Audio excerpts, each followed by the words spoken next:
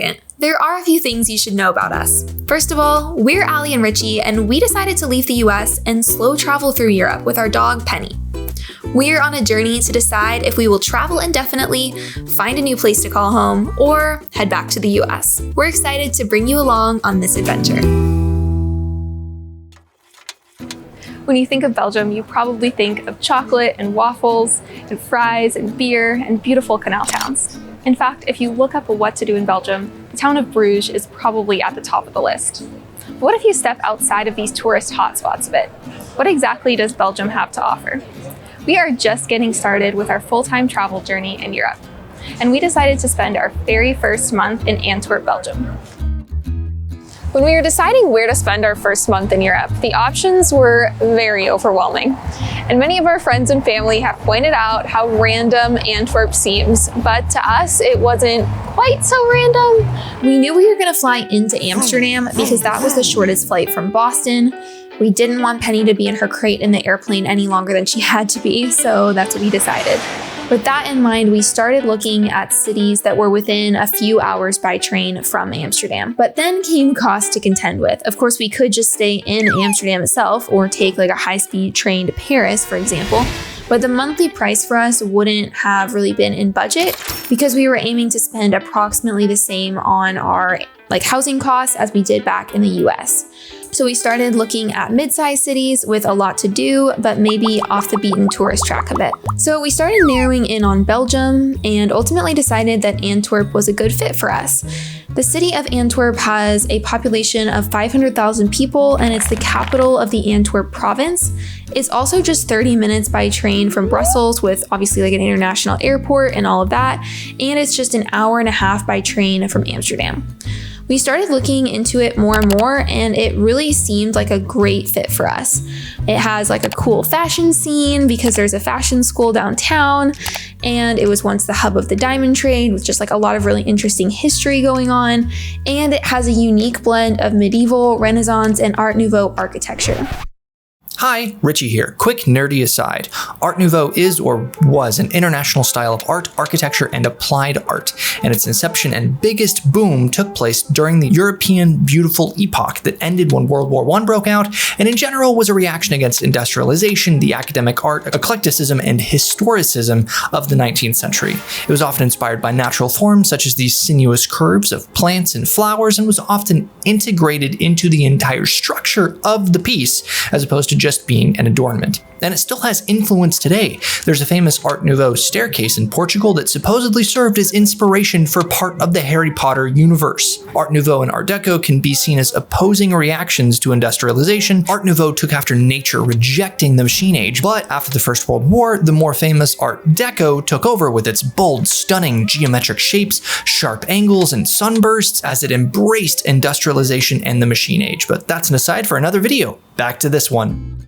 So it ended up just being a great choice for us. Maybe not so random after all.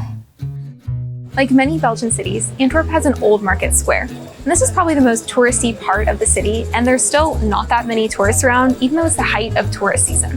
This is something we really loved about Antwerp while we've been here. It's just not that touristy. In fact, there's only 1 million tourists that come to Antwerp a year. You can compare that to Bruges seeing 9 million tourists a year in a tiny little town. It just feels really authentic here. There's lots of locals just sitting out and enjoying the weather, and we feel like we can really get an authentic feeling for Belgium.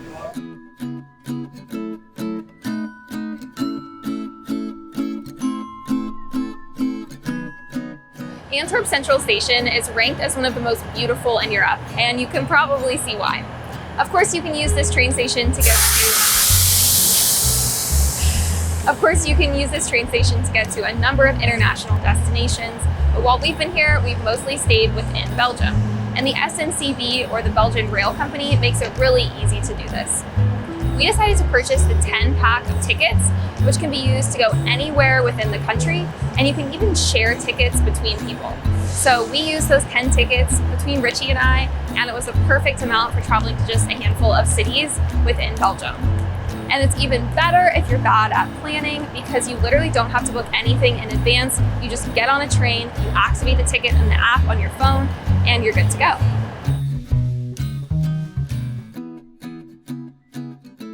So it's worth noting that the city of Antwerp is about 500,000 people, but it's more than double that if you take in the entirety of the Metroplex. So that being said, there is no shortage of things to do here. There's more to do than we could even dream to do in a month. So like, there's art museums and history museums, there's botanical gardens, parks, jazz clubs, live event centers, there's even a microbrewery scene here. So every time we go down to the city center, it always feels like we stumble upon some event or festival or something, and it just feels so lively in the best way.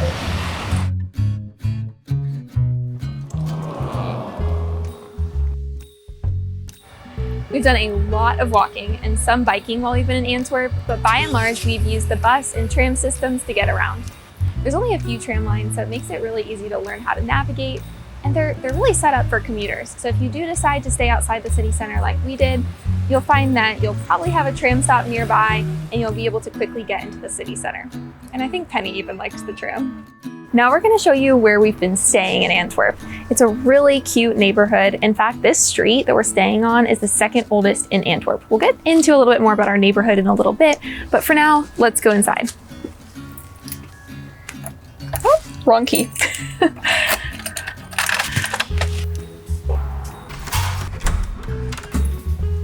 Penny. Come here, Penny. Hi. Hi, Penny. Hello, Penny. Welcome to our Airbnb.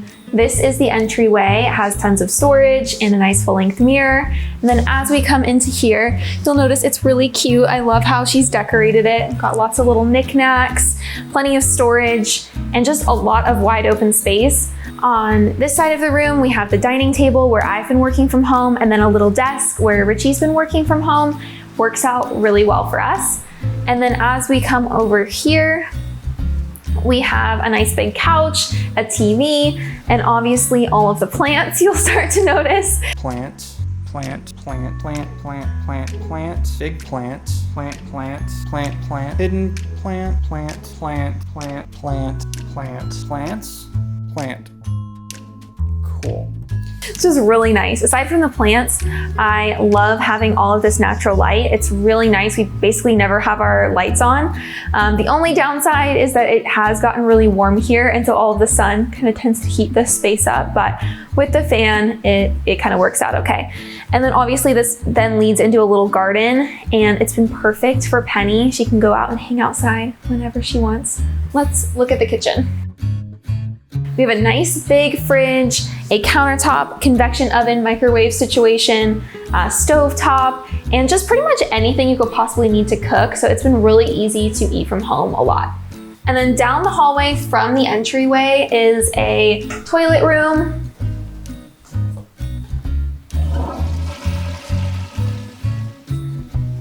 And then the bathroom has a big tub, lots of counter space, and a standing shower. The last room is the bedroom. It sits right on street level. We get lots of natural light, a little bit of street noise, but really not bad at all. Tons of storage space again. So really we've been able to kind of move in and make it feel like home. So the actual neighborhood that we're staying in is really pretty. It feels like more of an upscale neighborhood. It's about 20-ish minutes from, I would say, like the city center, either by bus, tram, or bike. So there's definitely a number of ways to get into the city, but even though it feels more residential out here, it's really convenient. You know, it's like what you would expect in like a European, I don't know, suburb neighborhood. You have a grocery store, pharmacy, meat and cheese store, you have cafes, a few restaurants around. So pretty much anything you would need on a day-to-day basis, you can get like within less than 5-minute walk. So for us, staying here for a month, that has been perfect. We sometimes go into the city center, but on like the average day where we're just working from home, we can just get what we need right around here. And for me, if you know me, I was really hoping to have a grocery store within like easy walking distance. Like that was the ultimate dream for me coming to Europe, and it has been fulfilled. I can easily walk to the store or send Richie to the store and get a baguette for lunch or just get a few ingredients to make dinner. We don't have to meal prep. We don't have to have the stress of driving to the store or ordering ahead or anything like that. It's literally just improved our quality of life so much. So if I could take anything from this neighborhood, it would just be everywhere we go, we have a cute little grocery store right by our apartment. That would be my dream. Aside from the grocery store, the thing that we love the most about where we're staying is access to this giant public park. Now there's parks, of course, all over Antwerp, but the one that we have right in our neighborhood is massive. There are tons of wooded, shaded trails to walk on. People run on them. You can ride your bike. And then there's also these really nice open fields where people have like birthday parties and picnics, and it's so cute. You see all the little kids just running around, lots of older people just out reading or enjoying nature, especially this time of year in the summer. It just seems like everyone wants to be outside, and it's so nice to have access to this public space where it seems like everyone in the city just enjoys coming to. And there's also like restaurants and a giant kids playground. Like literally everything that you could want is in this park. You have art sprinkled throughout the park. It's just wonderful. And we pretty much come here every day on our walk with Penny, and it's probably our favorite part of the day.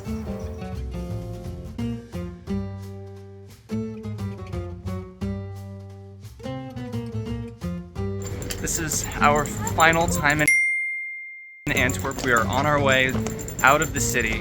It's been a wonderful, amazing time, and we're just loaded to the hilt. We got a couple other videos that we're going to share with you guys, but the next city we're going to is Leipzig.